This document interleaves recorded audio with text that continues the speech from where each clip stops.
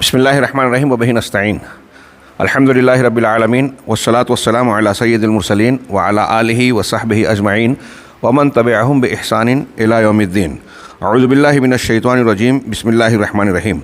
हुवल्लज़ी अंज़ला अलैकल किताबा मिन्हु आयातुम मुहकमातुन हुन्न उम्मुल किताब व उखरु मुतशाबिहात फ़अम्मल्लज़ीना फ़ी क़ुलूबिहिम ज़ैग़ुन फ़यत्तबिऊना मा तशाबहा मिन्हु इब्तिग़ाअल फ़ितना व इब्तिग़ाअ तावीलिह। हाज़रीन गिरामी, पिछले दर्स में हम जिस मकाम पर पहुँचे थे उसमें साहिब किताब का आखिरी जुमला ये था कि अल्लाह तबारक व तआला ने अपने नबी जनाब मुहम्मदुर रसूलुल्लाह सल्लल्लाहु अलैहि वसल्लम को इसी मकसद के तहत रसूल और नबी बनाकर दुनिया में भेजा कि वो लोगों को अल्लाह की तरफ दावत दें, इस अमर अज़ीम की तरफ जिस मकसद के तहत अल्लाह ने पैदा किया कि लोगों की रहनुमाई हो कि उस मकसद को कैसे पूरा करें, सिरात मुस्तकीम और जन्नत के रास्ते पर कैसे चलें, और दीन की इत्तिबा के साथ ये डराएं कि इत्तिबाए हवा से बचें। गोया रसूल की बासत का ये बुनियादी मकसद। आगे शेख उसी सिलसिले में दलाइल और अक़वाल सलफ़ पेश कर रहे हैं। चुनांचे कह रहे हैं कि इमाम बुखारी ने अपनी सही में अपनी सनद के साथ उम्मुल मोमिनीन हज़रत आयशा सिद्दीक़ा रज़ियल्लाहु ताला अन्हा तक पहुँचाकर ये नकल किया। वो कहती हैं कि अल्लाह के रसूल हज़रत उम्मुल मोमिनीन हज़रत आयशा ने कहा कि अल्लाह के रसूल सल्लल्लाहु अलैहि वसल्लम ने कुरान की ये आयत तिलावत की, हुवल्लज़ी अंज़ला अलैकल किताब, कि अल्लाह ही है जिसने आप पर किताब को नाजिल किया, कुरान को। मिन्हु आयातुम मुहकमात, उसमें कुछ आयतें हैं जो बिल्कुल मुहकम है। मुहकम उन आयतों को कहते हैं जिसका हुक्म वाज़े है, मकसूद ज़ाहिर और वाज़े है, बगैर गहराई में जाए गौर व फिक्र करके एक आदमी को उसका मतलब माना समझ में आ जाता है। तो उसमें कुछ आयतें मुहकम हैं। व उखरु मुतशाबिहात, कुछ ऐसी हैं जो मुतशाबे हैं, जिसके माना में मुहकम की तरह वजाहत नहीं है। हाँ, उसमें तशाबुह पाया जाता है, मुतशाबिहात हैं। कह रहे हैं फ़अम्मल्लज़ीना फ़ी क़ुलूबिहिम ज़ैग़ुन, रहे वो लोग जिनके दिलों में टेढ़पन है, कजी है, वो फ़यत्तबिऊना मा तशाबहा मिन्हु, तो वो कुरान की उन आयतों के पीछे पड़ते हैं जो मुशाबे हैं। हाँ, वाज़े दलीलों को छोड़कर कि अल्लाह ताला से मांगो, सिर्फ़ अल्लाह ही से दुआ करो, ये छोड़ के कहते देखो शिफ़ात है ना तो रसूल से भी मांगेंगे। वो अल्लाह के रसूल की शिफ़ात का तज़किरा है। अब वहाँ मुतशाबे है, क्लियर नहीं है, लेकिन उससे दलील पकड़ रहे हैं। जो क्लियर है उसको नहीं बोल रहे हैं। अल्लाह कहता है मुर्दे सुनते नहीं, ये क्लियर है। कहीं से ये निकालते हैं कि देखो फला जगह ऐसा हुआ तो इससे ये निकालता है कि मुर्दे सुन सकते हैं। जब इतने पहुँचे हुए थे तो क्यों नहीं सुन सकते, जबकि अल्लाह कह रहा है कि सुनते। तो वाज़े को छोड़ के जो गैर वाज़े है उसको पकड़ते हैं। कह रहे हैं वो क्यों, फ़अम्मल्लज़ीना फ़ी क़ुलूबिहिम, जिनके दिलों में टेढ़पन है वो मुहकमात को छोड़कर मुशाबे के पीछे पड़ते हैं। क्यों पड़ते हैं? इब्तिग़ाअल फ़ितना, फ़ितने को चाहते हुए, फ़ितने के पीछे पड़कर, व इब्तिग़ाअ तावीलिह, और उसकी तावील को उसका माना और मफ़हूम को जानने के लिए। यहाँ इस आयत की तफसीर में अगर जाएँ तो बात लंबी हो जाएगी। जो असल मकसूद है जिसके लिए इन्होंने पेश किया कि अल्लाह के रसूल सल्लल्लाहु अलैहि वसल्लम ने आयत आखिर तक पढ़ी, सूरह आल इमरान आयत नंबर 7, तो हज़रत आयशा ने उसके बाद कहा कि रसूलुल्लाह सल्लल्लाहु अलैहि वसल्लम ने इस आयत को पढ़ने के बाद कहा, अल्लाह के रसूल ने कि फ़इज़ा रअयतल्लज़ीना यत्तबिऊना मा तशाबहा मिन्हु, जब आप ऐसे लोगों को देखें जो उस चीज़ की इत्तिबा करते हैं जो मुशाबे हैं, मुतशाबे हैं, वाज़ेह चीज़ों को छोड़कर मुतशाबे के पीछे पड़ते हैं, फ़उलाइकल्लज़ीना सम्मल्लाह, तो यही वो लोग हैं जिनका अल्लाह ने नाम लिया है, जिनकी निशानदेही की है। फ़हज़रूहुम, लिहाजा तुम उनसे डरो, उनसे बचो, उनसे दूर रहो। ये बुखारी की रिवायत है। अल्लाह के रसूल कह रहे हैं कि मुतशाबिहात के पीछे पड़ने वालों से दूर रहो। और आज के ज़माने में हमारा नौजवान उसको, ऐसे लोगों को लाइक करता है। देखिए, अल्लाह तबारक व तआला ने कुरान में तमाम सहाबा के बारे में कि अल्लाह उनसे राज़ी हुआ। फ़तेह मक्का से पहले और फ़तेह मक्का वालों के बाद सबके लोगों की तारीफ़ की, सबके लिए खैर है, सबके लिए जन्नत है। कुरान साफ साफ कह रहा है वाज़े और मुहकमात को। और ये मुतशाबिहात तारीख़ी रिवायात लाके मिर्ज़ा साहब इंजीनियर पाकिस्तान के जो यहूदियों और राफ़ज़ियों के एजेंट हैं मेरे नज़दीक, मैं ऐसा मानता हूँ, हाँ, कि उसकी बात जो वो तारीख़ी रिवायात की बुनियाद पर कुरान और हदीस के ख़िलाफ़ कोई बात कहता है, हमारा नौजवान लाइक कर रहा है। अल्लाह के रसूल कह रहे हैं कि ऐसे लोगों से बचो, दूर रहो, उनको सुनना भी नहीं चाहिए। आगे आएगी बातें कि आजकल क्यों फैल रहा है ये। हमारे सलफ़ ने इत्तिबाए हवा से बचने के लिए कायदे लिखे हैं, ابھی ہمارے یہاں یوسف القرضاوی کی موت ہو گئی تو کچھ ہمارے اہل حدیث بھی بعض لوگ وہ اچھی نیت سے چاہے کیا ہوں، لیکن یہ منہج کی ان کے یہاں کمزوری ہے کہ وہ کہتے ہیں کہ ان کے علمی میراث ہے، ترکے ہے، اس سے فائدہ اٹھانا چاہیے۔ آپ عالم کی حیثیت سے یہ عوام کو بولو گے تو یہی سب نتیجے نکلتے ہیں۔ علماء سلف سختی سے منع کرتے تھے کہ اہل بدعت کی کتابوں کو پڑھنا ہی نہیں چاہیے۔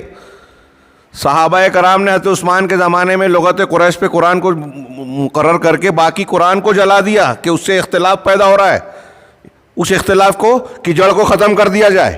حضرت عمر فاروق رضی اللہ تعالیٰ عنہ نے اللہ کے رسول کے سامنے پچھلی کتاب کو پڑھا تو آپ ناراض ہو گئے، امتہوکون فیہا یا ابن الخطاب، کہ اس کے بارے میں کیا تم حیران ہو اور اس میں یعنی غور و فکر کیے بغیر لاپرواہی سے اس کی وجہ سے تم جو ہے گمراہی میں پڑھنے جا رہے ہو؟ متہوکون کا معنی دیکھیے، بڑا شاندار مفہوم ہے۔ حضرت عمر فاروق اللہ کے رسول کے سامنے پہلی کتاب پڑھ رہے ہیں تو آپ ناراض ہو گئے اور کہا اس سے تم حیران ہو، اس میں گر رہے ہو۔ اور ہمارا آج کا معاملہ یہ ہے کہ بدعتیوں کی کتاب پڑھیں ہم۔ قاعدہ علماء نے لکھا ہے، باقاعدہ اس کا اصول لکھا ہے کہ اہل بدعت کی کتابوں کو عوام کو تو پڑھنا ہی نہیں چاہیے، اور جن کو پڑھنا ہے اس کے قاعدے بتائے ہیں، شرائط بیان کی ہے کہ اس کو شعور ہو، رد کرے، رد کرنے کے لیے پڑھے، اور شرائط ہیں کہ اس مقصد سے پڑھ سکتا ہے، جس کو علم نہیں ہے نہیں پڑھ سکتا۔ اب ہمارے ہاں اہل بدعت کی کلپس سن رہے ہیں، یہ اسی حکم میں ہے۔ صحابہ کرام پہ تنقید کرنے والے، حدیثوں کا انکار کرنے والے، عقلانی لوگ، خارجی لوگ، وہ لوگ جو فکر میں، عمل میں مفکریت کے عنوان سے جو ہے گمراہی پھیلا رہے ہیں، ہمارا نوجوان اس کو سنتا ہے۔ قرآن و حدیث کا اور منہج کا صحیح علم حاصل نہیں کیا، ان کو سنتے ہیں تو ارتداد پھیل رہا ہے، ہوا پرستی جو ہے وہ عام ہو رہی ہے۔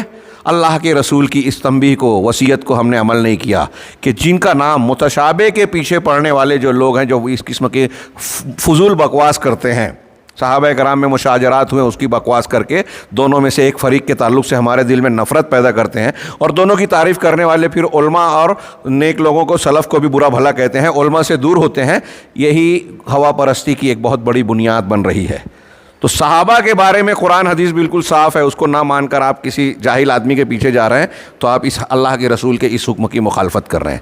اب یہ ایک حدیث نقل کی صاحب کتاب نے، آگے کہہ رہے ہیں کہ وَلَقَدْ اللہ کے رسول صلی اللہ علیہ وسلم نے، شیخ کہہ رہے ہیں اللہ کے نبی صلی اللہ علیہ وسلم نے، رسول اللہ صلی اللہ علیہ وسلم نے ہوا سے خبر دی کہ یہ جو ہوا کا اور خواہش نفس کا تذکرہ کیا ہے، یہ مذمت کے سیاق و سباق میں پیش کیا ہے اور اس سے ڈرایا ہے اللہ نے بھی اور رسول نے بھی۔ قرآن و حدیث میں جہاں بھی آگے آ رہا ہے، جہاں بھی ہوا، خواہش نفس کا تذکرہ ہے، اس کو برا کہا ہے اللہ نے اور رسول نے، اور اس سے منع کیا ہے، ڈرایا ہے ہم کو، آپ کو، قیامت تک کے لوگوں کو۔ مطلب یہ کہ یہ گمراہی کا دروازہ ہے، اس سے بچنا چاہیے۔ آگے اب انہوں نے اقوال سلف اور روایات نقل کی ہیں، بہت غور سے سنیے، میں وقت کم ہے بہت تو کچھ زیادہ اقوال آپ کے سامنے پیش کر رہا ہوں، آپ سنیں کم، غور زیادہ کیجئے گا۔ شیخ ابن ابی عاصم، علامہ ابن ابی عاصم کی کتاب ہے شرح السنہ، وہ کہتے ہیں، انہوں نے کہا، عنوان قائم کیا، ذکر الاہواء المذمومہ، مذموم قابل مذمت خواہشات کا بیان، اور آگے کہا نستعصم اللہ تعالی منہا، ہم اللہ تعالیٰ سے اس سے پناہ مانگتے ہیں اور اس سے بچاؤ چاہتے ہیں، ہر اس چیز سے پناہ مانگتے ہیں اللہ کی جس سے اللہ ناراض ہوتا ہے، اس سے اللہ ہمیں بچائے۔ یہ ہیڈنگ کرنے کے بعد، آگے لکھنے کے بعد وہ کہتے ہیں، پھر انہوں نے حضرت معاویہ بن ابو سفیان سے سند تک پہنچا کر کہا کہ حضرت امیر معاویہ کہتے ہیں کہ اللہ کے رسول صلی اللہ علیہ وسلم نے فرمایا، یکون اقوام تتجارى بہم تلک الاہواء، کہ کچھ ایسے لوگ پیدا ہونے والے ہیں، آنے والے۔ اللہ کے رسول نے سبب بتا دیا۔ یہ جو لوگ آج بولتے ہیں کہ ان کو برا مت بولو، ان کا رد مت کرو، اللہ کے رسول نے پہلے رد کر دیا۔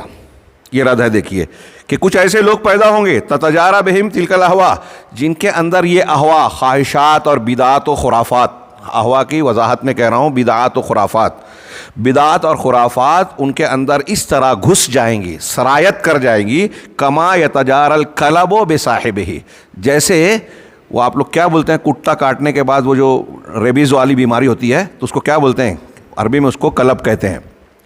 کتے کے کاٹنے سے جو بیماری ہوتی ہے، ہاں، وہ جس طریقے سے صاحب بیماری کے جسم کے اندر سرایت کر جاتی ہے، فلا یبقى منہ مفصل الا دخلہ، تو اس میں جسم کا کوئی ایک جوڑ بھی نہیں ہوتا مگر وہ بیماری اس کے اندر گھس جاتی ہے۔ کتے کے کاٹ لینے کے بعد یہ کتا والا بیماری ہوتی ہے ریبیز کی وجہ سے، تو پاگل پن جیسا ہوتا ہے، آدمی پانی سے بھاگتا ہے، پانی سے بھاگتا ہے، پانی سے دور رہنے کی وجہ سے پیاس سے مر جاتا ہے، اور بہت کم ایسا ہوتا ہے۔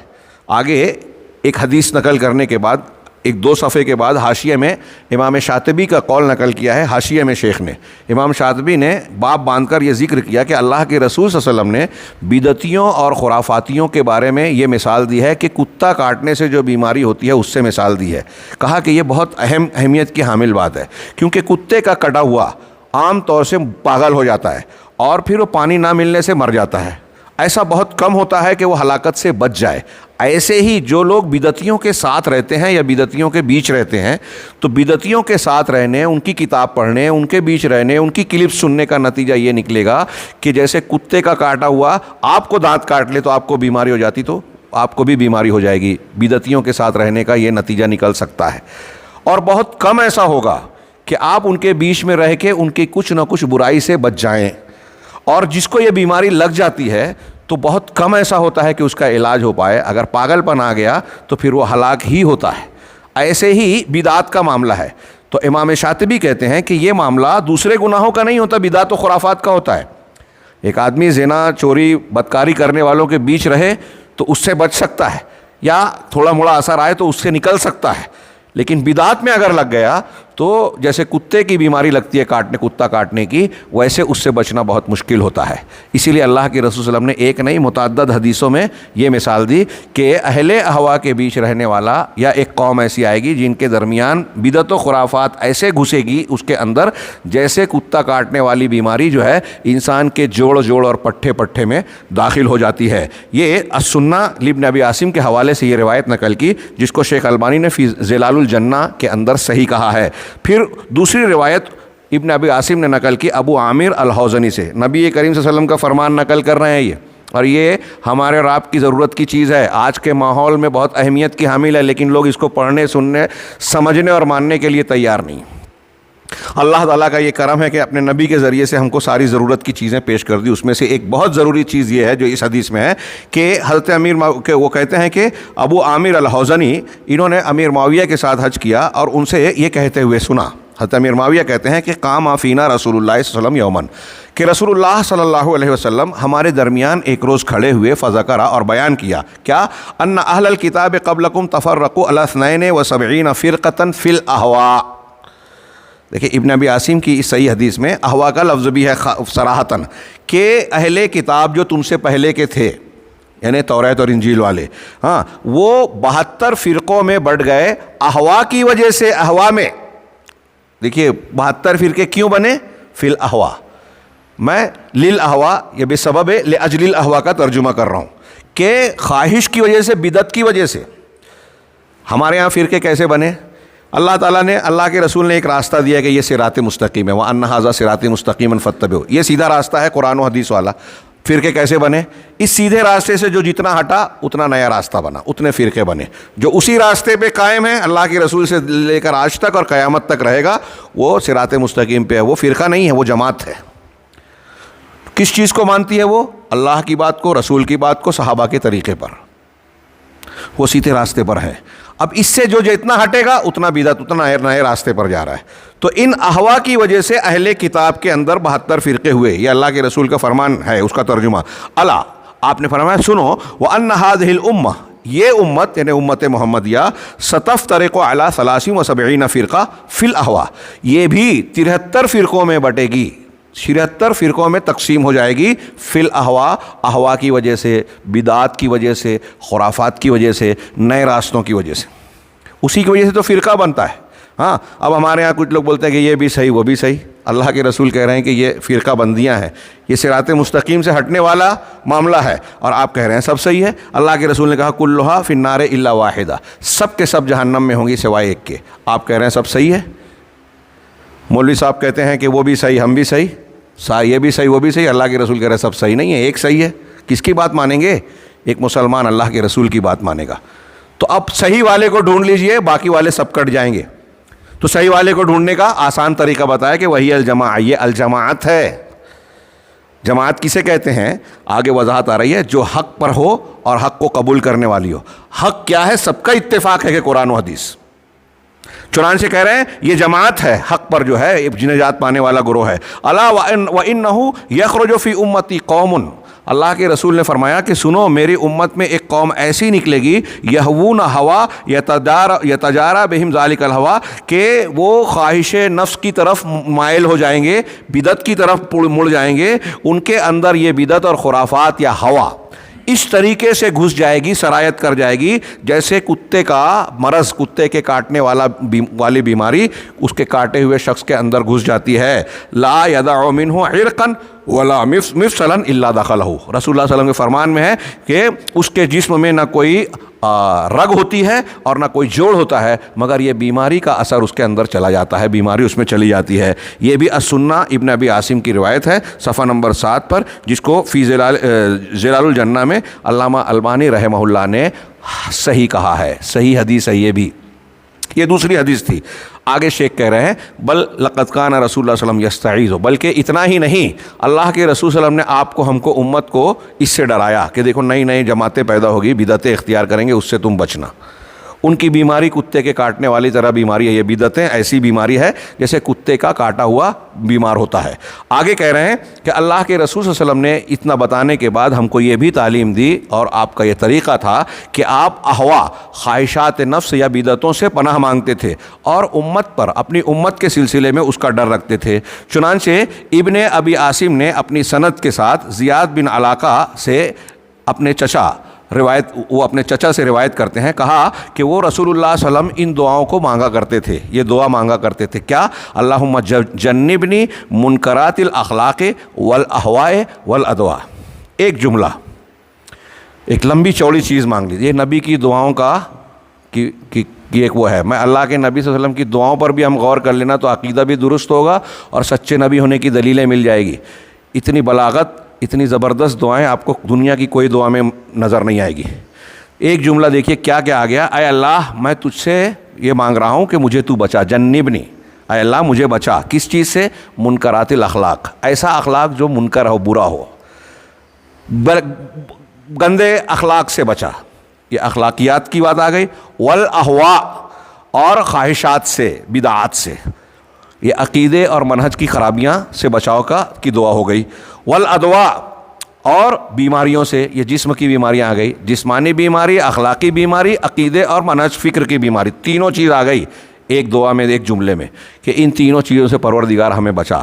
یہ روایت بھی جو ہے السنہ میں موجود ہے، اور علامہ البانی نے اسے صحیح کہا، بسند ہی۔ اور اسی دوسری ایک روایت علامہ شیخ ابن ابی عاصم نے ایک دوسری دعا نقل کی کہ اللہ کے رسول صلی اللہ علیہ وسلم، ابو برزہ اسلمی کہتے ہیں کہ اللہ کے رسول صلی اللہ علیہ وسلم کہتے تھے ان مما اخشى علیکم بعدی، کہ یہ دعا نہیں بلکہ آپ نے خبر دی کہ میں اپنے بعد اپنی امت پر جس چیز کا ڈر رکھتا ہوں، مجھے جو ڈر ہے کہ امت کس چیز میں مبتلا ہوگی، وہ بطونکم و فروجکم و معضلات الاہواء، کہ ان کے پیٹ، تمہاری شرمگاہیں اور سخت قسم کی خواہشات، معضلات کا معنی سخت اور تنگ، چھوڑنا، رکاوٹیں، کئی معنی ہوتا ہے، میں سخت والا کر رہا ہوں کہ شدید قسم کی رکاوٹ جو دین کے سلسلے میں بنتی ہے، سخت قسم کی بدعتیں، خواہشات نفس۔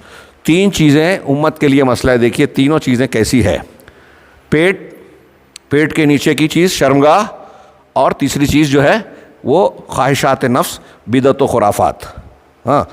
انسان کی دیکھیے آج پیٹ کے چکر میں، روزی روٹی کے نام پر جو ہے گمراہیوں کا شکار ہے، پوری دنیا اس کے چکر میں پڑی ہے۔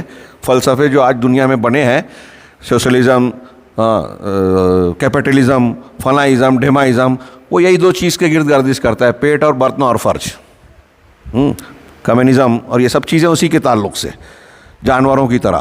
تو پیٹ کے پیچھے جو پڑ جائے گا حلال حرام کی تمیز کھو کے کمانے کے چکر میں، شرباہوں کے پیچھے یعنی مرد اور عورت کے چاہے تعلقات میں جائز اور ناجائز کا لحاظ نہ کرتے ہوئے فحاشی، بے حیائی، زنا کاری ان کو اختیار کرے گا۔ آج کیسے کیسے طریقے اختیار کیے جا رہے ہیں، اس میں نئے نئے تنوع، ہاں، اور پھر اس میں مرد سے، عورت سے، اور دنیا بھر کے غیر فطری قسم کے عمل، یہ گمراہیاں۔ تو یہ اخلاقیات اور فواحش، یہ اعمال کی برائیاں ہیں، شہوات کی، لیکن احوا کا جو ہے معضلات الاحوا، یہ شبہات کے فتنے ہیں جس سے آدمی بدعت میں، کفر میں، شرک میں مبتلا ہوتا ہے۔ اللہ کے رسول نے فرمایا کہ مجھے اپنی امت کے بارے میں ان 3 چیزوں کا ڈر ہے۔ یہ خاص طور سے اسپیشلی ذکر کیا، اس روایت کو بھی علامہ البانی نے صحیح کہا ہے۔ اس کے بعد شیخ ابن ابی عاصم جو ہیں حضرت جابر بن عبداللہ سے سند پیش کر کے روایت کرتے ہیں کہ ہم لوگ نبی صلی اللہ علیہ وسلم کے پاس بیٹھے ہوئے تھے، تب آپ نے اپنے سامنے ایک خط کھینچا، لکیر کھینچی، یہ حدیث آپ نے سنی ہے، ہاں، کہ کھینچی اور کہا کہ یہ اللہ کا راستہ ہے۔ ایک راستہ کھینچا، یہ سیدھا راستہ اللہ کا ہے، جنت تک پہنچانے والا۔ وخط عن یمینہ وخط خطا عن یمینہ وخط خطا عن شمالہ، اور ایک خط جو ہے، ایک لکیر جو ہے اس سیدھے راستے کے دائیں جانب کھینچی اور ایک بائیں جانب کھینچی، ہاں، اور وقال ھذہ سبل الشیطان، اور کہا کہ یہ شیطان کے راستے ہیں، یہ سیدھا راستہ اللہ کا ہے اور یہ دائیں بائیں جو ہیں یہ شیطانی راستے ہیں۔ ثم وضع یدہ فی الخط الاوسط، پھر آپ نے اپنی انگلی جو ہے وہ بیچ والے لکیر پر رکھی، راستے پر، خط پر رکھی۔ یہ دیکھیے رسول اللہ صلی اللہ علیہ وسلم کا بھی تعلیم دینے کا طریقہ۔ ہمارے ہاں جو ڈی ایڈ بی ایڈ پڑھاتے ہیں تو وہ ٹیچنگ ایڈس کا استعمال کرتے ہیں نا، وسائل تعلیم۔ یہ نبی کریم صلی اللہ علیہ وسلم بتا رہے ہیں کہ وسائل تعلیم سے بھی کبھی فرق پڑتا ہے، سمجھانے میں آسانی ہوتی ہے۔ تو بیچ والی لکیر پر آپ نے ہاتھ رکھی اور کہا کہ پھر آپ نے قرآن کی آیت پڑھی، وَأَنَّ هَٰذَا صِرَاطِي مُسْتَقِيمًا، اللہ کہہ رہا ہے کہ یہ میرا سیدھا راستہ ہے، ہاں، فَاتَّبِعُوهُ، اسی کو مانو۔ ایک راستہ ہے، فَاتَّبِعُوهُ میں ایک ہے، ضمیر ایک کی ہے، ہو، کئی نہیں ہیں جو آج ہمارے بولتے ہیں نا کہ یہ بھی صحیح اور وہ بھی صحیح، یہ صحیح نہیں ہے، اللہ کے فرمان کے خلاف ہے۔ اس کے علاوہ، اس ایک کے علاوہ جتنے بھی راستے ہیں آپ کو اچھا دکھتے ہیں، یہاں میں ایک جملہ کہہ دوں، اکثر بیان کرتا ہوں، علامہ ابن تیمیہ نے کہا کہ دنیا میں جتنے بھی باطل ہیں، آپ جب کسی کو بتائیں گے نا کہ یہ بدعتی گروہ ہے، ان کے یہاں یہ بدعت ہے، یہ خرابیاں ہیں، تو کہیں گے کہ وہ اچھا کام بھی تو کر رہے ہیں۔ ہاں، اب جیسے ہمارے یہاں کچھ لوگوں نے کہا کہ یوسف القرضاوی صاحب کے پاس بہت سے انحرافات ہیں، اچھی کتابیں بھی تو لکھی ہے۔ تو ہمارا سوال ہے کہ دنیا میں کوئی ایسا انسان، کوئی مذہب والا بھی بتائیے جس کے پاس پورا کا پورا 100% برا ہی برا ہو، اچھا کچھ نہیں ہو۔ ایسا کوئی نہیں ملے گا۔ عیسائیت ہو، یہودیت ہو، سکھ مت ہو، بدھ مت ہو، اچھائیاں کچھ بھی، اسی بنیاد پہ تو لوگ کہتے ہیں سارے دھرم اچھے ہیں، سچے ہیں۔ کچھ اچھائیاں ہر جگہ ہے، ہاں۔ قرآن حدیث یہ بتاتی ہیں، علامہ ابن تیمیہ اور دوسرے علماء نے بہت واضح لکھا کہ دنیا میں جتنا بھی باطل پھیلنے اور باطل مذہب ہیں، ان کے ساتھ کچھ نہ کچھ حق اور سچ بھی ہوتا ہے۔ اگر باطل کے ساتھ حق نہ ہو تو باطل لوگوں میں پھیلے گا ہی نہیں نا۔ کوئی آ کے آپ کو یہ بولے گا کہ شرک کرو تو کریں گے، یا کسی کو بولے شرک کرو، اللہ اور رسول کے حکم کے خلاف چلو، کوئی نہیں مانے گا۔ اس کو اچھے روپ میں لایا جاتا ہے۔ اب کوئی ڈائریکٹلی بولے صحابہ کرام کو برا بھلا کہو تو کوئی نہیں مانے گا، لیکن پہلے بنایا جاتا ہے کہ دیکھو اہل بیت کی محبت کے تعلق سے قرآن حدیث میں یہ ہے، اور انہوں نے اہل بیت سے لڑائی کی تو پھر یہ قابل نفرت ہوئے۔ یہ گیم کر کے لمبا چوڑا پیش کیا جاتا ہے، سچی جھوٹی باتیں اس میں ملائی جاتی ہے، اس میں مسالہ لگایا جاتا ہے، اور ہمارا عام آدمی، جاہل آدمی دھوکہ کھا جاتا ہے۔ ان جاہلوں کو علامہ سمجھتے ہیں، محقق سمجھتے ہیں، جن کے پیچھے یہودیوں کی، رافضیوں کی ٹیم کام کر رہی ہے۔ تو یہ چیز غور کرنے کی ہے کہ باطل جب آتا ہے تو اس کے پاس کچھ حق بھی ہوتا ہے، اسی سے آدمی دھوکہ کھاتا ہے۔ یہ بہت اہم بات بیان کر رہا ہوں، پڑھانے اور سمجھانے کی ہے کہ کچھ خوبیاں دیکھ کر کچھ لوگ تعریف کر بیٹھتے ہیں، اور ہمارے یہاں یہی وہ بات شاید میں بہک گیا تھا، ادھوری رہ گئی، کہ کچھ لوگ یہ تعریف کرتے ہیں کہ ارے ان سے استفادہ کیا جائے، ان کی اچھی باتیں لی جائے۔ جاہل آدمی کیسے فرق کرے گا کہ یہ اچھی ہے یہ بری ہے؟ اس لیے جاہلوں کو ایسی چیزوں سے روکنا بہت ضروری ہے، جیسا کہ آگے سلف کے اقوال آ رہے ہیں۔ تو پھر آگے یہ شیخ نے نقل کیا کہ اللہ کے رسول صلی اللہ علیہ وسلم نے کہا، یہ آیت پڑھی کہ یہ میرا سیدھا راستہ ہے، سیدھے بیچ والی انگلی پر لکیر پر ہاتھ رکھ کر، اور اسی کی اتباع کرو، ولا تتبعوا السبل، اور دوسرے راستوں کی پیروی نہ کرو۔ جتنے بدعتی راستے ہیں، چاہے جتنی چمک دمک گلیمر نظر آ رہا ہو، لائک کرنے والے ویورز کتنے بھی ہوں، ان راستوں کی پیروی نہ کرو۔ فتفرق بکم عن سبیلی، ورنہ کیا ہوگا، وہ تم کو اللہ کے راستے سے جدا کر دیں گے۔ تم دوسرے راستے پہ جہاں چلے، اللہ کے راستے پہ تو نہیں رہ جاؤ گے، رسول کے راستے پہ نہیں رہ جاؤ گے۔ وذالکم وصاکم بہ، یہ اللہ تم کو وصیت کر رہا ہے، تاکیدی حکم دے رہا ہے۔ اللہ کی وصیت کا مطلب کیا ہوتا ہے؟ تاکیدی حکم کر رہا ہے. کیوں؟ لعلکم تتقون، تاکہ تم بچ جاؤ، متقی بن جاؤ اور اللہ کی پکڑ سے، عذاب سے بھی بچ جاؤ. یہ تمہارے بھلے کے لیے ہے. لیکن جب ہم یہ بھلے کی بات کہتے تو بولتے دیکھے دیکھو ایک مسئلہ کی بات کر رہے ہیں. اللہ کے رسول کا ایک راستہ، ہاں، نجات پانے والا ایک گروہ، 72 فرقے جہنم میں جانے والے، یہ رسول نے بتایا. اب میں اگر یا کوئی بھی عالم اگر یہ بیان کر رہا ہے تو کیا وہ بری بات بیان کر رہا ہے؟ کیا وہ اختلاف پھیلا رہا ہے؟ نہیں، وہ آپ کو، ہم کو یاد دلا رہا ہے کہ اللہ کے رسول نے بتایا ہے کہ جنت میں جانے والا راستہ ایک ہی ہے، اور دوسرے بہت سے شیطانی راستے ہوں گے، ان سے اپنے آپ کو بچانا ضروری ہے جنت میں جانے کے لیے. لہٰذا ان سے دھوکہ نہ کھاؤ. آگے کہہ رہے ہیں، شیخ نے اس آیت اور اس حدیث کو نقل کیا، یہ بھی جو ہے ابن ابی عاصم کی صحیح روایت ہے جو ابھی ہم نے پڑھی. اس کے بعد کہہ رہے ہیں کہ ہمارے سلف، اللہ ان سے راضی ہو، یہ اہوا سے، خواہشات سے، بدعت و خرافات سے بہت شدت سے بچتے بھی تھے اور لوگوں کو اس سے بچاتے اور ڈراتے بھی تھے. یہ ایک جملہ بیان کرنے کے بعد اب انہوں نے اسلاف کے کچھ اقوال بیان کیے ہیں، غور سے سنیے گا کہ ہمارے سلف اس سے منع کرتے تھے. تو پہلے امام لالکائی، عقیدے کی ان کی بہت مشہور کتاب ہے کہ شرح اصول اعتقاد اہل السنہ، یہ بہت مشہور کتاب ہے، اور اہل بدعت پر یہ بہت یعنی اس کو چڑھتے بھی ہیں اس کتاب سے. لیکن اس میں انہوں نے اہل سنت کے عقائد بیان کیے، تو انہوں نے اصول الاعتقاد بیان کرتے ہوئے اپنی سند سے امام طاؤس کا قول نقل کیا. امام طاؤس سے نقل کیا. طاؤس بہت بڑے تابعی ہیں. وہ کہتے ہیں کہ ایک آدمی نے حضرت ابن عباس سے کہا، یہ صحابی ہیں، امام طاؤس ان کے شاگرد. تو حضرت طاؤس کہتے ہیں کہ ایک آدمی نے حضرت ابن عباس سے کہا، الحمدللہ الذی جعل ہوانا علی ہواکم، کہ اللہ کی تعریف ہے جس نے ہمارے خواہشات کو تمہاری خواہشات پر مقرر کر دیا. اب جو بھی اس کی مراد ہو، 2-3 معنی ہو سکتے ہیں، یعنی میری خواہش اور آپ کی خواہش ایک جیسی ہو گئی، یا علا بمعنی خلاف بھی ہوتا ہے. تو ہماری اور آپ کی خواہش کو ایک دوسرے کے اوپر کر دیا، ہماری خواہشات کو آپ کے خواہش کے اوپر یعنی موافق بنایا. میں تو یہی معنی سمجھ رہا ہوں. لیکن جب یہ کہا اس نے تو حضرت ابن عباس صحابی رسول ہے، ترجمان قرآن ہے، وہ کیا کہتے ہیں؟ کل ہوا ضلالہ، ہر خواہش انسان کے دماغ اور عقلیت کی بنیاد پر جو چیزیں وہ کھوجتا ہے، ہر خواہش نفس، ہر ہوا خواہش نفس گمراہی ہے. کون کہہ رہا ہے؟ ابن عباس. یہ شرح اصول اعتقاد اہل سنہ.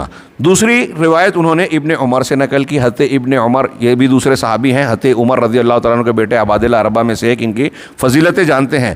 وہ کہتے ہیں کہ ما فرحت بشیء من الاسلام اشد فرحا بان قلبی لم يدخله شیء من هذه الاهواء، کہ اسلام کے ساتھ میں کسی چیز سے اتنا خوش نہیں ہوا جتنا اس بات سے خوش ہوا کہ میرے دل میں خواہشات نفس کا کوئی بھی حصہ داخل نہیں ہوا. یہ میرے لیے سب سے بڑی خوشی کی بات ہے اسلام کے ساتھ. اور امام طاؤس نے اپنی سند سے یہ نقل کیا، انہوں نے لالکائی نے اپنی سند سے ذکر کیا طاؤس تک پہنچا کر، کہ وہ کہتے ہیں کہ اللہ تبارک و تعالیٰ نے ما ذکر اللہ ہون فی القرآن الا عابہ، اللہ تبارک و تعالیٰ نے قرآن میں جہاں بھی ہوا کا، خواہش نفس کا ذکر کیا تو اس کو معیوب اور برا قرار دیا کہ وہ بری بات ہے، اس کی مذمت کی ہے اللہ تعالیٰ نے. قرآن میں کسی جگہ بھی خواہش نفس کو تعریف نہیں کی. اب ہوا، یہاں دماغ لگائیے، یہ جو لوگ آج کل بحثیں کرتے ہیں نا، مفکرین، دانشوروں، اور قرآن میں کیڑا نکالتے ہیں، حدیث میں جو ہے اپنا معنی بیان کرتے ہیں، قرآن اور حدیث کو صحابہ کی طرح سمجھنے کی بجائے اپنے دماغ سے سمجھ کے تشریح کرتے ہیں. یورپ اور امریکہ کی تشریحات اور جدید فلسفوں کی روشنی میں تشریح کرتے ہیں. کوئی تحریکیت کی طرف جاتا ہے، کوئی دوسرے راستوں کو، باطنیت، خارجیت اور نہ جانے کیا کیا گمراہی اختیار کرتا ہے عقائد و ایمان کے باب میں. یہ جتنی گمراہیاں ہیں یہ سب ہوا کے اندر داخل ہیں، خواہشات نفس کے بارے میں داخل ہے. اور اللہ تعالیٰ نے قرآن میں ہر جگہ اس کی مذمت کی ہے. پھر شیخ نے امام شابی سے روایت نقل کی، امام لالکائی نے، وہ کہتے ہیں کہ ہوا کو ہوا کیوں کہا جاتا ہے؟ اہوا، ہوا یہوی کا معنی ہوتا ہے جھکنا، مائل ہونا. تو خواہش نفس کو ہوا کیوں کہتے ہیں؟ وہ کہتے ہیں کہ اہوا اس لیے نام رکھا گیا کہ یہ جو خواہش نفس انسان کی ہوتی ہے، یہ صاحب خواہش کو جہنم کی طرف مائل کرتی ہے، یعنی جہنم کی طرف گراتی ہے. ہوا یہوی معنی گرنا، مائل کرنا. تو یہ جو ہے، آپ خواہش نفس کا اگر شکار ہو رہے ہیں، اللہ ہمیں بچائے، تو خواہش نفس یا اہوا انسان کو جہنم کی طرف لے جاتی ہے. امام شابی جو بہت بڑے تابعی ہیں، وہ کہہ رہے ہیں کہ ہوا کو اسی لیے ہوا کہتے ہیں کہ اس کو پڑھنے والا جہنم کی طرف جاتا ہے. اسی نے اپنی سند کے ساتھ امام لالکائی نے ابو العالیہ سے نقل کیا. یہ دیکھیے، صحابہ، تابعین، تابعین، یہ قرآن و حدیث کی روشنی میں بیان کر رہے ہیں. انہوں نے دین کو سمجھایا جتنی اچھی طریقے سے انہوں نے سمجھا، بعد والے نہیں سمجھے. ہاں تو ابو العالیہ کہتے ہیں ما ادری ای الغنمین علی اعظم، میں نہیں جانتا کہ اللہ تبارک و تعالیٰ کا کون سا انعام، غنمین غنیمت سے ہے، کون سا فائدہ یا غنیمت میرے اوپر زیادہ بڑی ہے. ابو العالیہ کہہ رہے ہیں، بہت بڑے تابعی ہیں، یہ بھی بہت سے صحابہ کے شاگرد ہیں. وہ کہہ رہے ہیں کہ اللہ کی کون سا انعام اور غنیمت میرے اوپر زیادہ بڑی ہے، میں نہیں جانتا. پہلا کہ اذ اخرجنی اللہ من الشرک الی الاسلام، ایک تو یہ کہ اللہ نے مجھے شرک سے اسلام کی طرف لایا، یعنی میں کافر تھا، کفر سے بچا کر تھا یا نہیں تھا، کفر سے بچا کر، شرک سے بچا کر مجھے اسلام اور توحید دی. یہ والا انعام اللہ کا بڑا ہے. یا دوسرا یہ کہ آؤ عصمنی فی الاسلام ان یکون لی فیہ ہوا، یا اللہ نے مسلمان ہونے کے بعد اسلام میں مجھے اس بات سے بچایا کہ میں کسی ہوا میں مبتلا ہوں، بدعت میں مبتلا ہوں. سوچئے کتنی بڑی بات ہے یہ. ہم لوگ سمجھنے سے قاصر ہیں، آج کے لوگ جہالت میں مبتلا ہیں، یہ سمجھ نہیں پا رہے ہیں کہ ایک کافر سے مسلمان ہونا جتنی بڑی نعمت ہے وہ زیادہ بڑی نعمت ہے، یا مسلمان ہونے کے بعد بدعت و خرافات سے بچنا بڑی نعمت ہے. میں نہیں جانتا. آج ہمارے ہاں لوگ اس کو معمولی چیز سمجھ کے یہ بولتے ہیں کہ یہ بھی صحیح، وہ بھی صحیح، اس کی بھی تعریف، اس کی بھی تعریف. ایک مسلمان ہے تو اس کے ساتھ گیا، کوئی بات نہیں. ہمارے والدین بھی پرواہ نہیں کرتے کہ ہمارا لڑکا بچہ جو ہے وہ بدعتیوں کے پاس جا رہا ہے، کسی صوفی کے سلسلے میں بندھ گیا، کسی تحریکیت میں مبتلا ہو گیا، بعد میں وہ پولیس اسٹیشن اور جیل چلا گیا، سمجھتا ہے کہ آزمائش ہے.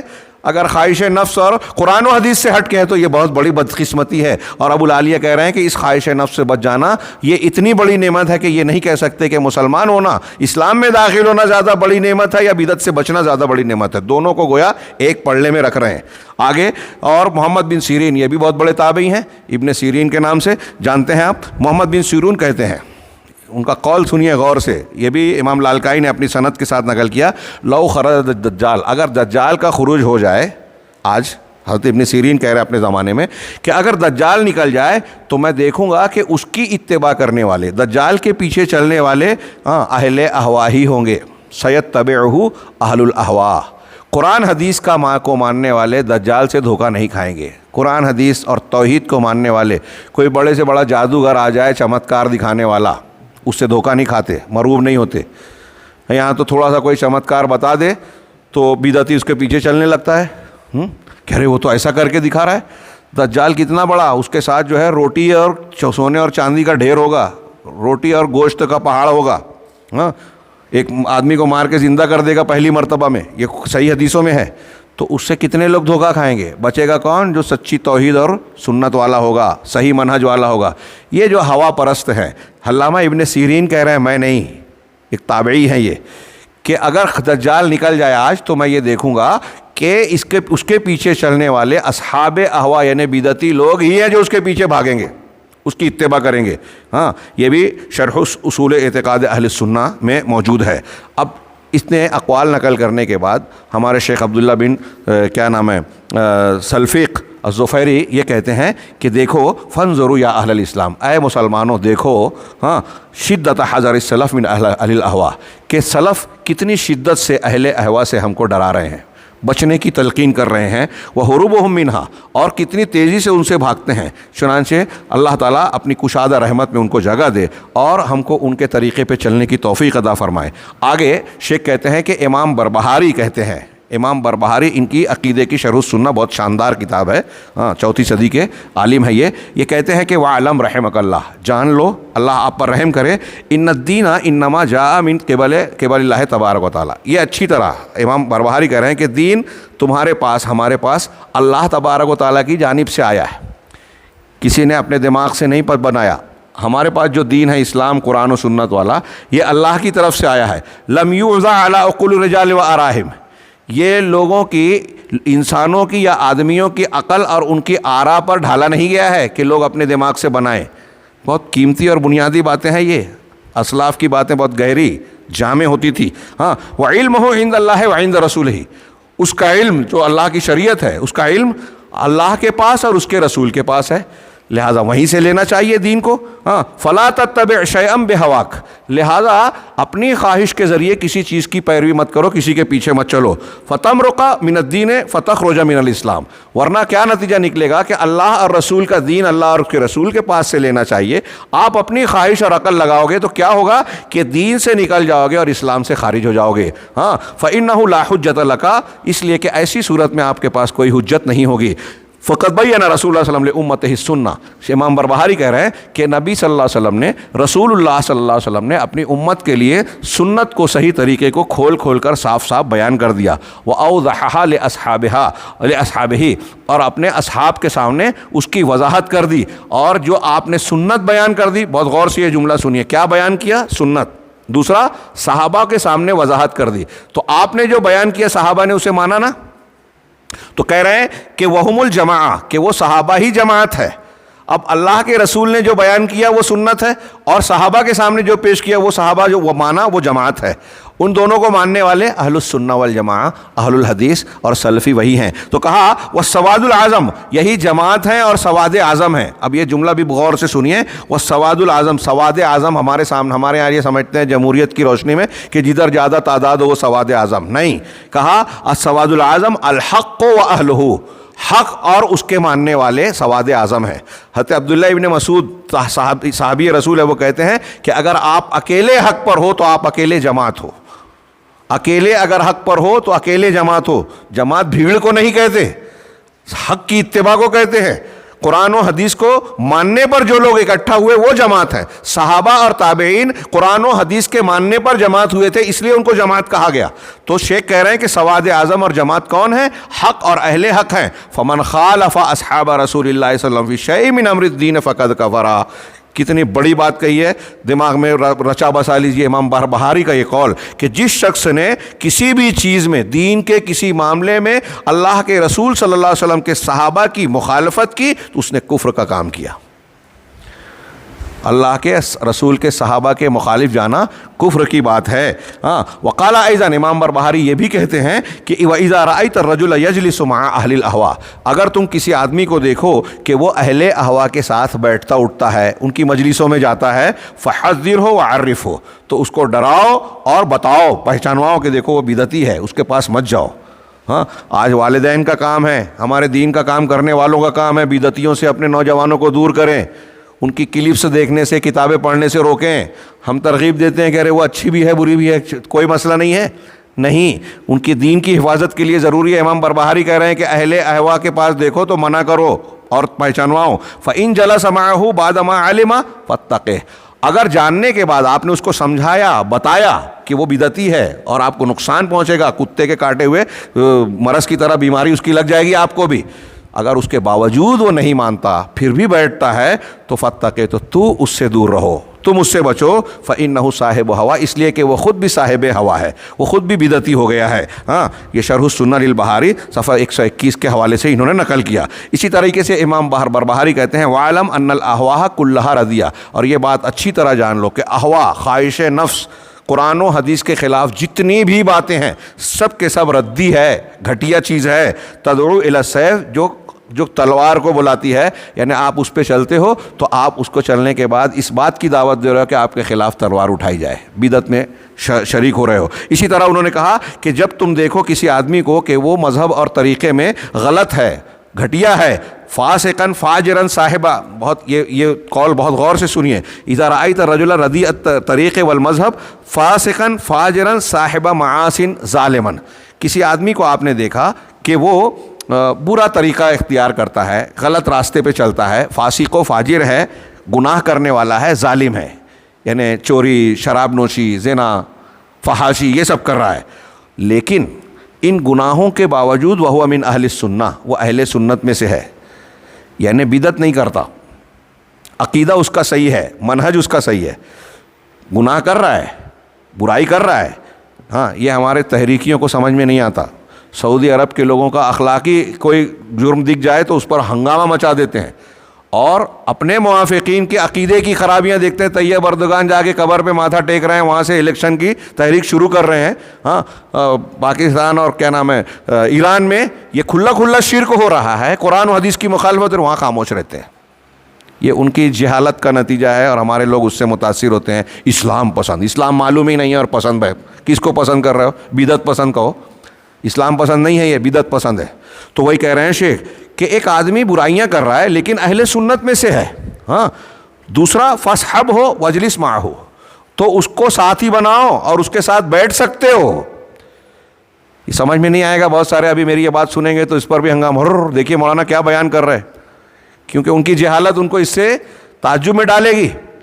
ان کو سمجھ میں نہیں آتا. یہ سلف کی عقل ہے، شعور ہے، دین پر گہری نظر ہے. یہ بتانا یہ نہیں چاہتے کہ زنا بدکاری جائز اور اچھی چیز ہے، یہ بتا رہے ہیں کہ کون سا گناہ بڑا ہے. اگر ایک آدمی شراب نوشی زنا بدکاری میں مبتلا ہوا تو یہ اخلاقی خرابیاں ہیں، گناہ ضرور ہے لیکن اس کی اصلاح ہو سکتی ہے. لیکن ایک آدمی دین کے سلسلے میں اگر غلط راستے پہ چلا گیا، بدعت والے راستے پہ چلا گیا، تحریکیت، صوفیت، خارجیت، باطنیت، رافضیت، ان راستوں کو اختیار کر لیا تو پھر وہ کتے کے بھی کٹے ہوئے انسان کی طرح اس کا علاج مشکل ہو جائے گا، ہلاک ہو جائے گا. تو کہا تو اس کے ساتھ تم بیٹھ سکتے ہو، اس لیے کہ وہ ایسا آدمی ہے کہ اس کی معصیت آپ کو نقصان نہیں پہنچائے گی. اگر وہ فاسق فاجر ہے، ظالم ہے، تو اس کا گناہ آپ کو نقصان نہیں پہنچائے گا. لیکن جب کسی آدمی کو دیکھو کہ وہ بہت اس کے برخلاف، ایک آدمی بڑا عبادت گزار ہے، مجتہد ہے، متکشف ہے، محترف ہے، محنت کر رہا ہے دین کے معاملے میں، لمبی داڑھی لمبا کرتا دین کے کام میں لگا ہے، فضائل بیان کر رہا ہے، گشت کر رہا ہے اور نہ جانے کیا کیا کر رہا ہے، نیک کام کر رہا ہے، عبادت میں لگا ہے، لیکن صاحب ہوا ہے. تھوڑا 2-4 منٹ اور لے لو نا، چلے گا نا؟ جی چلے گا، الحمدللہ. تو 1:30 بجے تک. تو صاحب ہوا ہے یعنی وہ بدعت میں مبتلا ہے. میرے نوجوان بھائیوں، آپ جو سن رہے ہوں یا آج ہمارے قوم کے جو نوجوان ہیں، یہ قول بھی سمجھ لیے تو میں سمجھوں گا کہ اللہ رب العالمین نے ہماری محنت کو قبول فرما لیا. یہ بہت بڑی چیز ہے. یہ دین کے آج ہمارے یہاں چھوٹی باتوں پر لوگ شور ہنگامہ مچاتے ہیں، اخلاقی برائیوں پر. ٹھیک ہے، اس کی اصلاح ہونی چاہیے طریقے سے، لیکن بڑی برائی یہ بدعت و خرافات ہے جس پر ہم کہتے ہیں کہ چپ رہو. وہ بدعت کر رہا ہے، اس کو بولو مت. اگر کوئی ٹوکتا بولتا ہے تو کہتے ہیں کہ دیکھو اختلافی مسائل کو چھڑ رہے ہیں. یہ تحریکی خاص طور سے زیادہ شور مچاتے ہیں. جدید دور کے خارجی ہیں اور خارجیوں سے زیادہ نقصان پہنچانے والا کوئی نہیں ہے. یہ جتنے لوگ ہیں نا، آپ دیکھیں گے کہ یہ اسلام کو فائدہ نہیں پہنچاتے، اسلام پسندی کا ڈھنڈورا پیٹتے ہیں. یہ تنظیمیں، یہ جو ابھی ان پر پابندی لگی ہے، فرنٹ والے اور دوسرے، ان سے اسلام اور مسلمانوں کو فائدہ کبھی نہیں ہوگا. جو ہوگا ان کو لگتا ہے کہ دکھائی دیتا ہے، ایسا وہ فائدہ نہیں ہے، نقصان زیادہ پہنچے گا. تو شیخ علامہ بربہاری کا یہ قول پھر سے میں دہرا رہا ہوں، بہت غور سے اس کو بعد میں بھی سوچئے گا کہ کیا سمجھانا چاہ رہے ہیں. کہ اگر کوئی ظالم فاسق فاجر آپ کے ساتھ آپ کو دکھ رہا ہے، بدعتی نہیں ہے، اہل سنت میں سے ہے اگر وہ، تو اس کا ساتھ پکڑ سکتے ہو. اس کے گناہ آپ کو نقصان نہیں پہنچائے گا. ہاں، آپ گناہ سمجھ رہے تو آپ ٹوکے کو بولے گی، یہ ایک الگ چیز ہے. لیکن اگر ایک آدمی ہے جو بہت عبادت ریاضت کر رہا ہے، دین کا کام کر رہا ہے بظاہر، مگر وہ بدعتی ہے، صاحب ہوا ہے، تو کہہ رہے ہیں فلا تجلس معہ، اس کے ساتھ مت بیٹھنا، اس کے ہم نشین مت بنتا، نہ اس کے کلام کو سننا، ولا تسمع کلامہ، نہ اس کے کلام کو سننا، ولا تمشی معہ فی الطریق، اس کے ساتھ راستے میں چلنا بھی نہیں. ابھی ہمارے کچھ علامہ لوگ کہہ رہے ہیں یوسف القرضاوی کی کتاب پڑھ سکتے ہیں، بدعتیوں کی بات پڑھ سکتے ہیں، پھیلا سکتے ہیں، ان کی کلپ سن سکتے ہیں، فائدہ اٹھا سکتے ہیں، اچھائیاں لے سکتے ہیں. یہ عوام کے لیے نہیں کہہ سکتے آپ. یہ دیکھیے سلف کے منہج اور طریقے کی تعلیم کے خلاف بات ہے. وہ کہہ رہے ہیں اگر کوئی صاحب بدعت ہے، یوسف القرضاوی کو آپ کیا سمجھتے ہیں؟ ہاں، ابھی شیخ نے ایک قول بتایا، میں نے دیکھا نہیں تھا. وہ یہاں تک کہتے ہیں کہ اگر آج کے الیکشن میں نے پتہ نہیں وہ بات کہاں تک درست ہے، مجھے یقین ابھی بھی نہیں آتا کہ انہوں نے کہا ہوگا. ہاں، ایک عالم تھے، انہوں نے کہا کہ اگر اللہ تعالیٰ آ جائے بذات خود تو الیکشن میں اتنا ووٹ حاصل نہیں کر پائیں گے جتنا ہم نے حاصل کیا. نعوذ باللہ نعوذ باللہ نعوذ باللہ من ذالک. اگر اس طرح واقعی انہوں نے کہا ہوگا تو یہ کفریہ بات ہے کھلی. نبی صلی اللہ علیہ وسلم کی شان میں بھی ایسی بات کہی. ہاں، اور جو بم دھماکے فتنے مسلمانوں میں اور یہ سب توڑ پھوڑ اور مار کاٹ گولی چلانے کی جو باتیں تھی کافر قرار دے کر، تو کچھ لوگوں نے ان سے کہا کہ فتنہ ہے، تو کہا کہ اگر یہ فتنہ ہے تو میں دعا کرتا ہوں کہ میں وہ فتنے میں شریک رہوں، یا اس طرح کے جملے کہے کہ میں بھی فتنہ بن جاؤں. ہاں، یہ ایسی کھلی قرآن و حدیث کی مخالفت کرنے والے، خارجیت کو اختیار کرنے والے اور ہمارے نوجوانوں کو اس بھٹی میں جھونکنے والے جو یہودیوں کے ساتھ فوٹو میں نظر آ رہے ہیں، یہود و نصارہ کی طرح فتویٰ دینے والے. یہ فتویٰ دیا شیخ یوسف القرضاوی نے، کتنے فتوے دیے کہ اگر ایسا ہو جائے تو عورتیں انتخاب میں حصہ لے سکتی ہیں، مخلوط تعلیم میں کوئی حرج نہیں ہے، لڑکا لڑکی کالج میں پڑھ سکتی ہیں، اور ایسے کتنے فتوے جو قرآن موسیقی کو جواز کا فتویٰ دیا. ہاں، اور ہمارا عالم آج کہے ان کے انتقال پر دکھ کا اظہار کرتے ہوئے کہ ان سے استفادہ کیا جا سکتا ہے. میں ان کی مذمت، وہ ہمارے جو علماء کہہ رہے ہیں، میں سمجھتا ہوں کہ وہ جان بوجھ کر غلطی نہیں کر رہے ہیں، ان کی نظر نہیں گئی ہے. میں کہوں گا کہ آپ منہج کی طرف رجوع کریں، قرآن و حدیث کی دلیلوں کو دیکھیں. اور یہ ہمارے اسلاف کہہ رہے ہیں کہ بدعتی کے ساتھ چلو مت، اس کی بات سنو مت، ہاں راستے میں اس کے ساتھ مت چلو، آپ ان کی تقویت پہنچا رہے ہیں.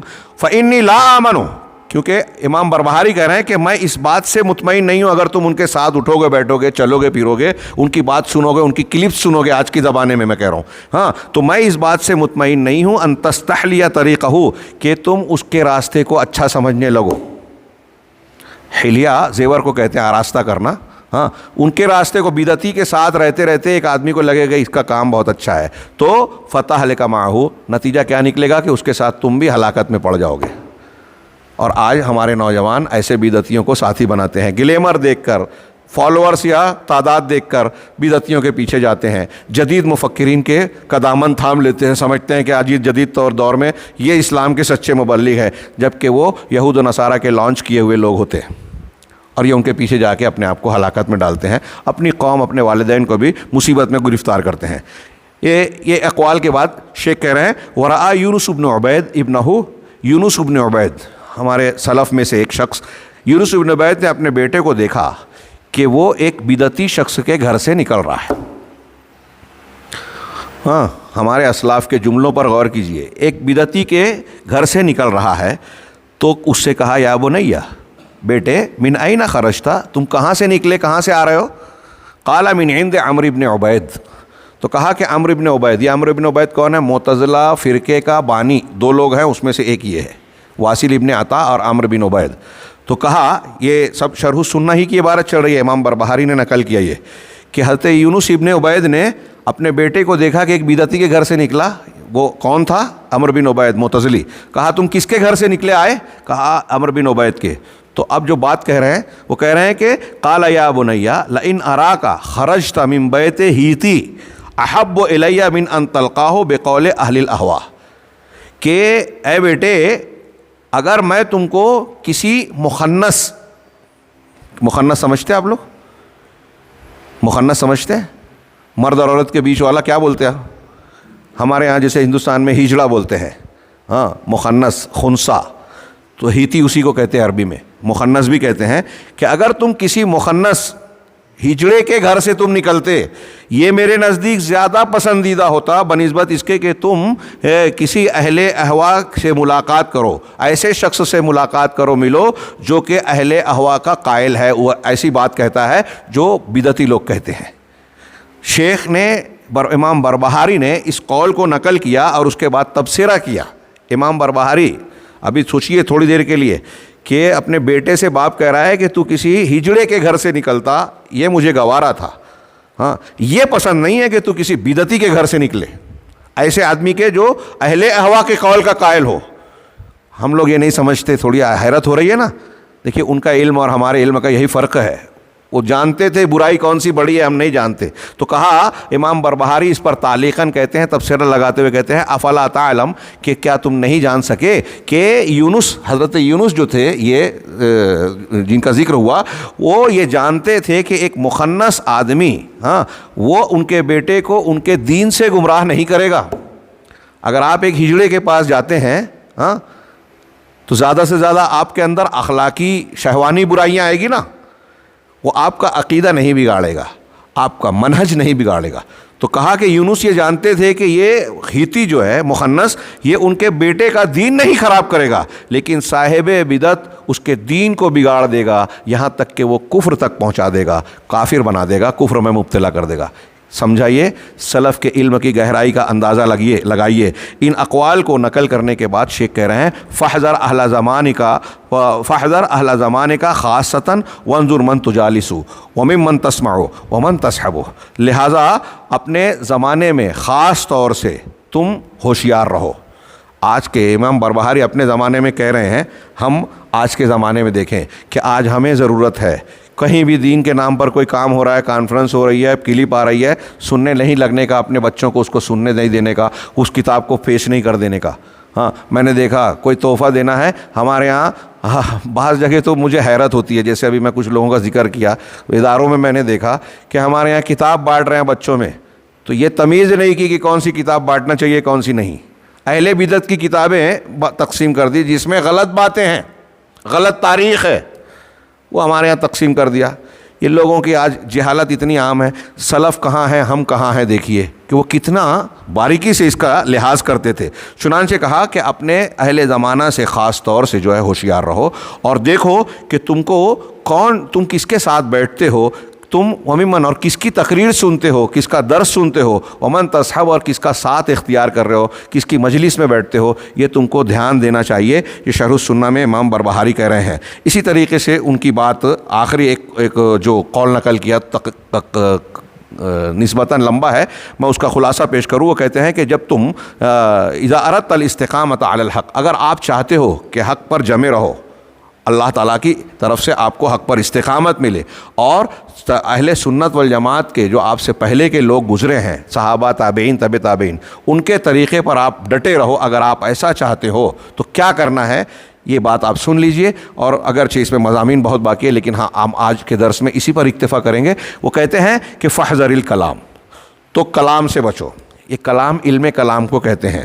علم کلام غیبیات اور خاص طور سے اللہ رب العالمین کے ذات، صفات، اسماء و صفات کے بارے میں جو عقلی بنیادوں پر خود ساختہ منطق اور فلسفہ کے بنائے ہوئے اصولوں کی بنیادوں پر بحث کرتے ہیں۔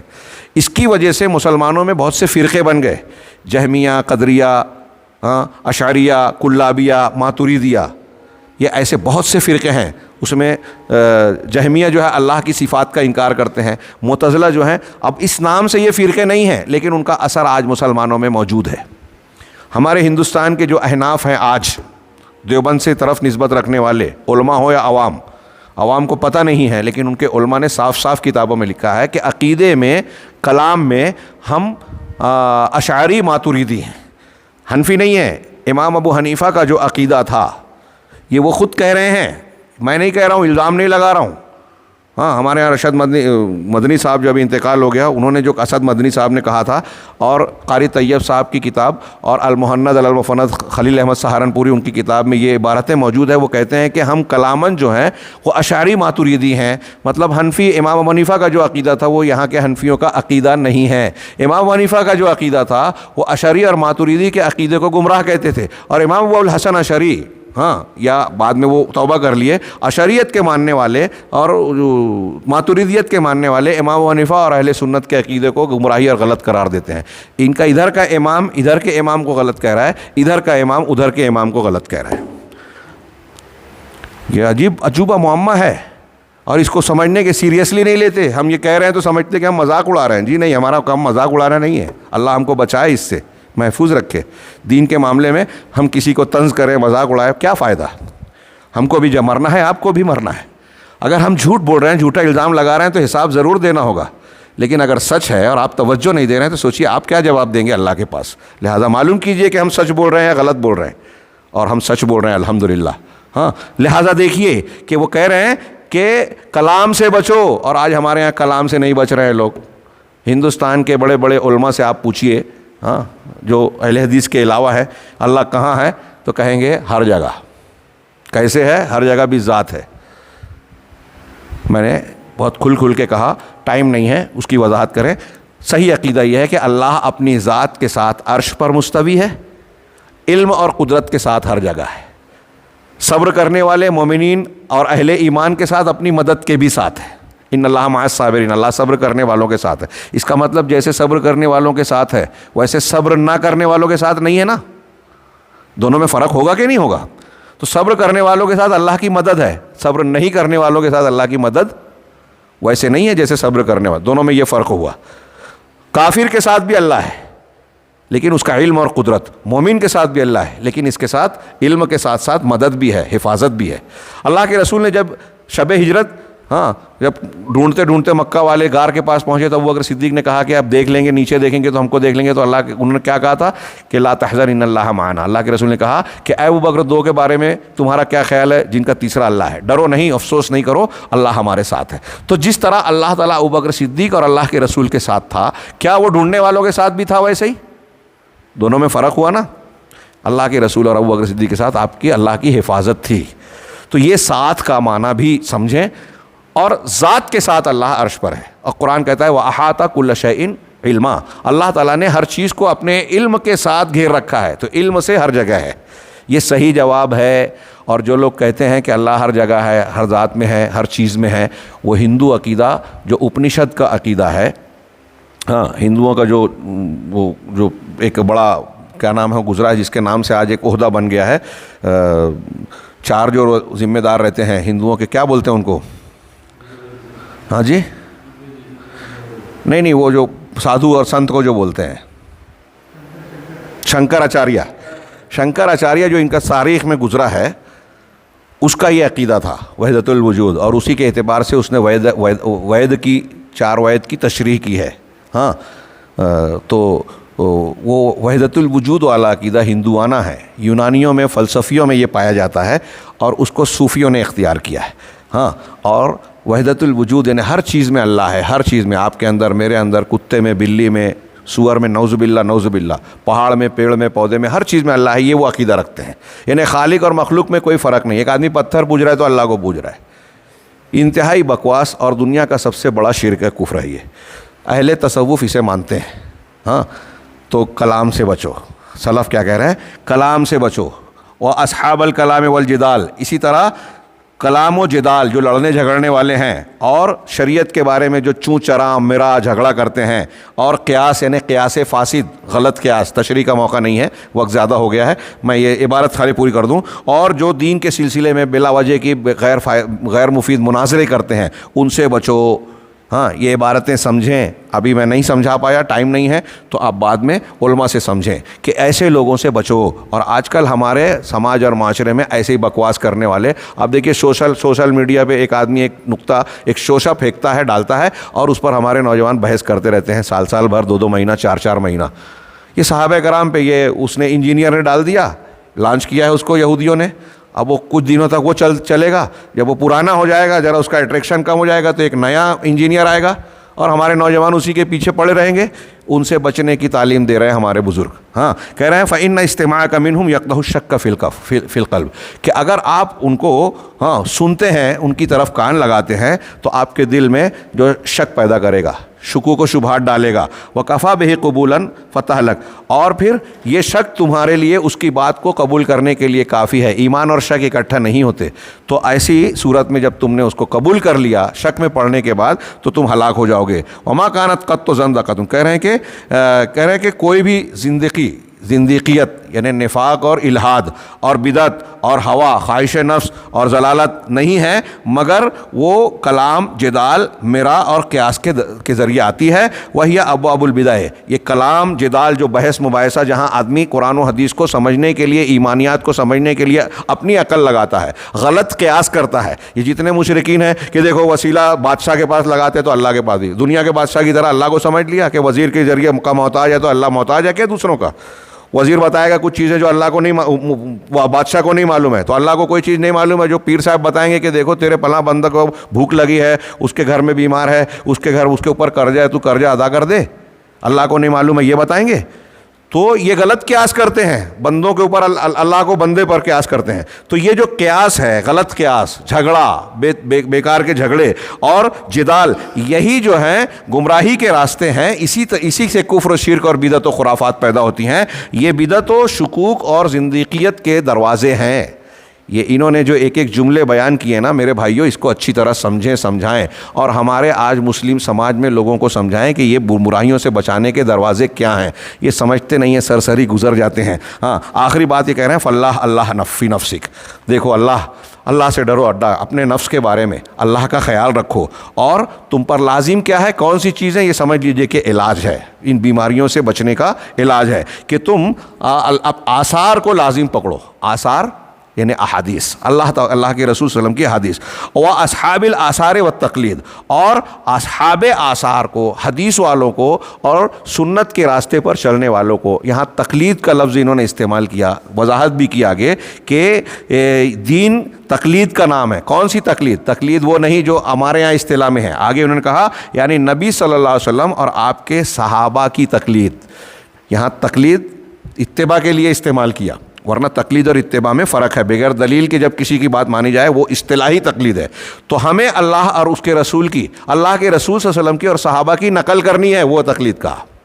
ہاں کہ اور ہم سے پہلے ومن قبلنا لم يدعونا فی، ان کی تقلید کرنی ہے. اور جو ہم سے پہلے کے لوگ گزرے ہیں صحابہ تابعین، لم يدعونا فی لبس، انہوں نے ہم کو کسی پیچیدگی میں، التباس میں نہیں ڈالا. ہاں چنانچہ ان کی بات کے، ان کو پیچھے چلو، ان کی بات کو مانو. واسترح، اور آرام سے رہو، خوش رہو، یعنی مطلب تم آرام سے رہو گے، تم کو تمہارے تعلق سے ڈر خوف نہیں رہے گا. ولا تجاوز الاثر، اور حدیث سے آگے نہیں بڑھنا، اس سے تجاوز نہیں کرنا، اثر کے خلاف نہیں جانا. اور اہل الاثر، اور اہل اثر، اہل حدیث کے خلاف نہیں جانا. ان کے خلاف جانے میں خطرہ ہے، آپ بھٹک جاؤ گے، گمراہی کا شکار ہو جاؤ گے. شرح السنہ للبربہاری. یہاں تک شیخ نے جو نقل کیا یہ امام بربہاری کے آگے امام ابن بطہ کی کتاب الابانہ سے ذکر ہے، اور اپنے اہل زمانے کا ذکر کر کے تقریباً 1.5 صفحے کی ان کی تحریر نقل کی. اور پھر اس کے بعد مزید سلف سے کچھ آثار نقل کیا امام ابن بطہ نے، حدیثیں نقل کر کے، اور بتایا کہ اس میں حضرت عمر بن خطاب، حضرت علی بن طالب، ان کے اقوال نقل کیے کہ حضرت عمر کہتے ہیں کہ دیکھو ہاں اہل رائے سے، اصحاب رائے سے تم دور رہنا، اس لیے کہ وہ سنت کے دشمن ہیں.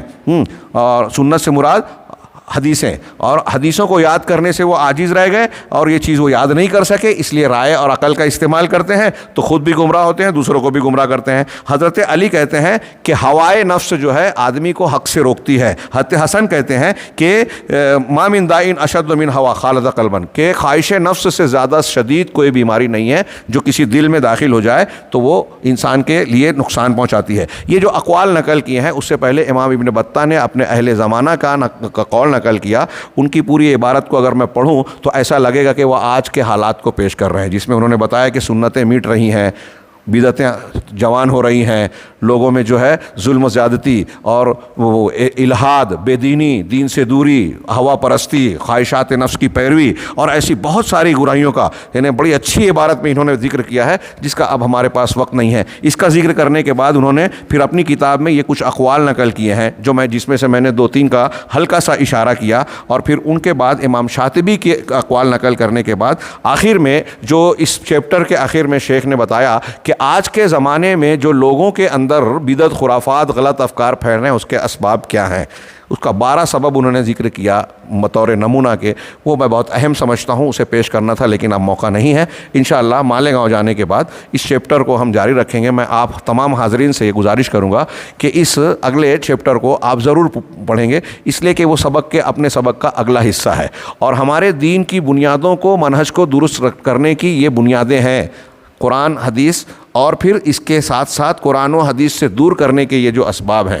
ان چیزوں پر توجہ نہ دینے کی وجہ سے بدعات کو ہمارے دین میں داخل ہونے کا راستہ ملتا ہے، اور آدمی گمراہی کا شکار ہوتا ہے، اور دین پر کام کر کے محنت کرنے کے باوجود وہ دین کا خلاف رہتا، دین کا مخالف رہتا ہے، اور اسے احساس نہیں ہوتا. اس لیے یہ چیپٹر بہت اہم ہے. اللہ رب العزت سے دعا ہے کہ وہ ہمیں صحیح دین کو سمجھنے کی توفیق دے، اور صحیح دین میں جو خلل اور خرابی پیدا کرنے کے اسباب ہیں ان کا بھی شعور دے. حضرت عمر کہتے تھے کہ آپ اسلام والا پورا مضبوط اس وقت تک نہیں ہو سکتے، یا اسلام کی حفاظت نہیں ہو سکتی جب آپ جاہلیت کو بھی نہ جانیں. یعنی حق کو جاننے کے ساتھ آپ حق کے خلاف والے باطل کو بھی پہچانیں گے تو آپ کا حق سلامت رہے گا. اللہ رب العزت ہمیں صحیح کو صحیح جاننے اور باطل کو باطل جاننے کی توفیق دے، اور صحیح کو قبول کرنے، باطل سے بچنے کی توفیق عطا فرمائے، اور اس کے ذریعے سے دنیا اور آخرت میں کامیابی دے. وآخر دعوانا ان الحمد للہ رب العالمین، وصلی اللہ علی نبینا محمد.